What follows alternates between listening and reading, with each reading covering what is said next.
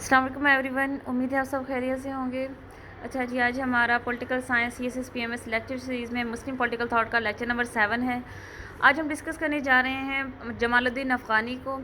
तो सबसे पहले हम बात करें कि टाइम पीरियड की। तो इनका टाइम पीरियड जो था 1838 से लेकर 1897 था, यानी कि इन्होंने 72 ईयर्स की उम्र पाई थी। अब इनकी अगर हम बात करें इनकी पैदाइश की, तो ये बेसिकली अफ़गानिस्तान से थे और इनका एक स्टैचू बहुत बड़ा और बड़ा ही खूबसूरत स्टैचू बनवाया गया था काबुल में, और उनको वहाँ पे नस्ब भी किया गया है। अब 3 कंट्रीज़ के दरमियान टसल है कि अफ़गानी हमारे थे या किसी और के थे।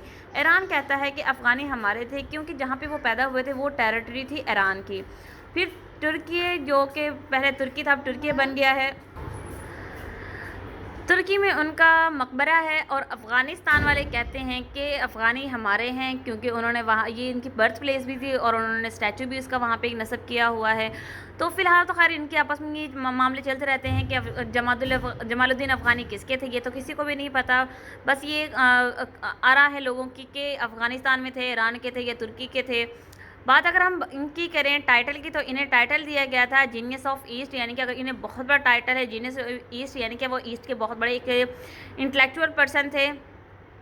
और इन्हें कहा जाता है मॉडर्न टाइम का फ़िलासफ़र भी कहा जाता है। इन्होंने अर्ली एजुकेशन अपने अफ़गानिस्तान और ईरान से हासिल की है, और इनकी जो तमाम के तमाम वर्क्स थे वो थे मुस्लिम यूनिटी के अबाउट, यानी कि इन्होंने जो लिखा है, जितनी भी राइटिंग्स की हैं वो मुस्लिम यूनिटी पे लिखी है, क्योंकि मुसलमान जो थे मुगल एम्पायर के बाद मुसलमान हर लिहाज से डिक्लाइन की तरफ गए हैं। तो इन्होंने बात की थी मुस्लिम यूनिटी की, और साथ में पैन इस्लामाइजेशन की भी बात करते हैं।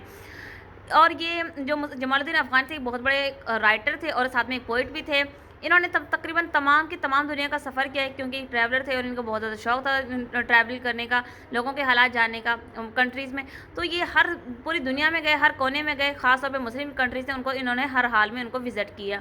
फिर ये बात करते हैं एंटी कॉलोनाइजेशन की, यानी कि कॉलोनियलिज़म के ख़िलाफ़। तो ये फ़िलासफ़ी देते हैं अपनी कॉलोनाइजेशन के ख़िलाफ़, क्योंकि अगर हम बात करें कॉलोनाइजेशन की, वो कहते हैं कॉलोनाइजेशन जो है वो बेसिकली एक्सप्लॉयटेशन का दूसरा नाम है। और कॉलोनाइजेशन उस वक्त जो थी वो यूके में थी, क्योंकि यूके ने कॉलोनीज़ बनाई हुई थी साउथ और नॉर्थ अमेरिका के अंदर। इसके अलावा अगर हम ईस्ट इंडिया कंपनी की बात करें, ईस्ट इंडिया कंपनी सब कॉन्टिनेंट में अगर हम करंट सिनेरियो के अकॉर्डिंग देखें, तो ईस्ट इंडिया कंपनी ने भी कॉलोनाइजेशन की हुई थी सब कॉन्टिनेंट के अंदर, और फिर यहाँ पे आके एक्सपर्ट किया और दोनों अक़वाम को अलग कर दिया, उन पर जुल्म किए। फिर with the passage of time Hindu तो मिल गए ब्रिटिश के साथ, बट मुसलमान उनके जुल्म सिस्टम का शिकार रहे। तो यही वजह है कि जमालुद्दीन अफ़गानी जो थे इनके सख्त खिलाफ थे कॉलोनाइजेशन के और हमेशा वो बात करते थे, कॉलोनाइजेशन के खिलाफ बात करते थे। इन्होंने बहुत ज़्यादा वर्क किया रिवाइवलिज़म के लिए। जमालुद्दीन अफ़गानी कहते हैं मुसलमान जो थे वो डिक्लाइन का शिकार हो गए, तो इनको रिवाइव होना चाहिए। तो इसलिए वो कहते हैं हमेशा कि कहा जाता है कि मुसलमानों के रिवाइवलिज़म के लिए सबसे ज़्यादा वर्क जिस पर्सनैलिटी ने किया वो जमालुद्दीन अफ़गानी थे।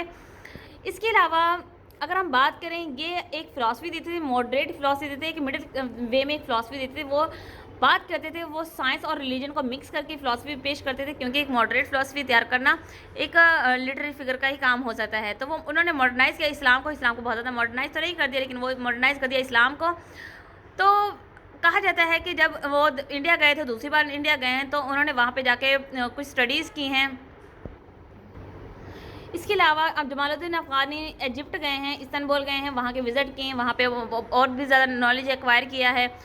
फिर सबसे बड़ी जो बात जमालुद्दीन अफ़गानी के बारे में जो जानी जाती है, या फिर जो लोग बयान करते हैं, वो यही है कि वो सर सैयद अहमद ख़ान के बिल्कुल ख़िलाफ़ बात करते थे। जमालुद्दीन अफ़गानी का मानना है कि जो सर सैयद अहमद बात करते थे हमेशा इंग्लिश एजुकेशन की, क्योंकि मुसलमान अगर अपनी बका चाहते हैं और ब्रिटिश के साथ लड़ना चाहते हैं और अपनी सर्वाइव करना चाहते हैं, तो उनके लिए ज़रूरी है कि वो एजुकेशन हासिल करें, स्पेशली वो इकोनॉमिक्स और इंग्लिश की एजुकेशन हासिल करें। तो इनका सर सैयद का बेसिकली मकसद है एजुकेशन हासिल करना ब्रिटिश के साथ अच्छे ताल्लुकात के लिए। लेकिन जमालुद्दीन अफ़गानी उनसे बहुत ज़्यादा इख्लाफात रखते हैं, कहते हैं कि हम किसी भी सूरत किसी की स्लेवरी कबूल नहीं करेंगे। अगर तो हम बात करेंगे उनके साथ अपने हालात को नॉर्मलाइज़ करने की, तो ब्रिटिश तो हमें अपने बराबर में रखेंगे नहीं, यानी कि उनका सॉफ्ट कॉर्नर तो रख सकते हैं वो अपने दिल में, लेकिन वो कभी भी हमें अपने बराबर नहीं बिठाएंगे। इसलिए हमेशा जमालुद्दीन अफ़गानी कहते थे कि हम किसी भी सूरत अब इनकी स्लेवरी कबूल नहीं करेंगे। फिर इनकी बात करें, वो जमालुद्दीन अफ़गानी जो थे इनके ये बहुत ज़्यादा वाइस पर्सन थे, इनके अंदर विजडम बहुत ज़्यादा थी। तो यही वजह है कि शाह ऑफ ईरान जो उस वक्त जो शाह ऑफ ईरान थे, उन्होंने इनको अपना एडवाइज़र भी सिलेक्ट किया हुआ था जमालुद्दीन अफ़गानी को। फिर जमालुद्दीन अफ़गानी बात करते हैं हमेशा मटेरियलिज़म के ख़िलाफ़ बात करते हैं। वो कहते हैं मटेरियलिज़म नहीं होने चाहिए, और वो हमेशा यूनिटी की बात करते हैं। शिया सुन्नी सेक्ट जो जितने भी हैं वो कहते हैं मुसलमान आपस में भाई भाई हैं, मुसलमानों को आपस में नहीं बंटना चाहिए, और शिया सुन्नी कॉन्फ्लिक्ट को भी हमें सामने नहीं लाना चाहिए, क्योंकि जब ये आएंगे, अभी अगर हम करंट सिनेरियो में देखें, अभी क्या करें, जो वेस्टर्न पावर्स क्या करेंगे, वो अभी इसराइल में अटैक्स हुए हैं, इसराइल में ईरान ने अटैक्स करवाए हैं, और इसराइल ने रिटेलिएट किया था, जैसे पहले हमास को ख़त्म किया, अब हिजबुल्लाह को ख़त्म करने जा रही हैं। तो हमास जो है वो लेड कर रहा है सुन्नी सेक्ट को, और हिजबुल्लाह शिया सेक्ट को। तो क्या कहता है इसराइल, क्या जो इस वक्त वो एक माइंडसेट बना हुआ है, वो चाहते हैं कि शिया सुन्नी कॉन्फ्लिक्ट को हम सामने लेके आएँ, शिया सुन्नी मुसलमानों को आपस में लड़ाएं, मुसलमानों की यूनिटी कम हो जाएगी और मुसलमानों को हम आसानी से एक्सप्लॉइट कर सकेंगे। यही वजह है कि जमालुद्दीन अफ़गानी क्या कहते हैं, जो चीज़ हमें अभी इस सेंचुरी में नज़र आ रही है, वो जमालुद्दीन अफ़गानी ने आज से कई सौ साल पहले हमें बता दी थी। तो यही वजह है कि वो हमेशा यूनिटी की बात करते हैं। तो फिर बात वो कंपैरिजन करके बताते हैं वेस्ट और ईस्ट में क्या कंपैरिजन है। फिर इसके अलावा उन्होंने बात की साइंस और इस्लाम के बारे में, और इन दोनों को मिला के उन्होंने एक आसान और मॉडरेट तरीके से अपनी फ़िलासफ़ी का आगाज़ किया। फिर वो 6 पिलर्स देते हैं। 6 पिलर्स में बेसिकली क्या कहता है, वो कहता है गॉड जो है वाइस जेरेंट है, यानी कि जो हमारा खलीफा कौन है, वो अल्लाह ताला है। इंसानों को बहुत ज़्यादा शरीफ होना चाहिए, इंसान का जो इवल हैबिट्स है उनको ख़त्म कर देना चाहिए। तीसरी वो बताते हैं कि हया जो है इंसानों के अंदर वो टॉप पे होनी चाहिए, और अपने स्टैंडर्ड को बुलंद करना चाहिए, बुराइयों को ख़त्म करना चाहिए, अपनी हाई क्वालिटीज़ को हाई कर रखना चाहिए। मॉरल वैल्यूज़, यानी कि जितनी भी मॉरल वैल्यूज़ हैं, सच बोलना, ईमानदारी, ऑनेस्टी, ये तमाम इन वैल्यूज़ को प्रमोट करना चाहिए।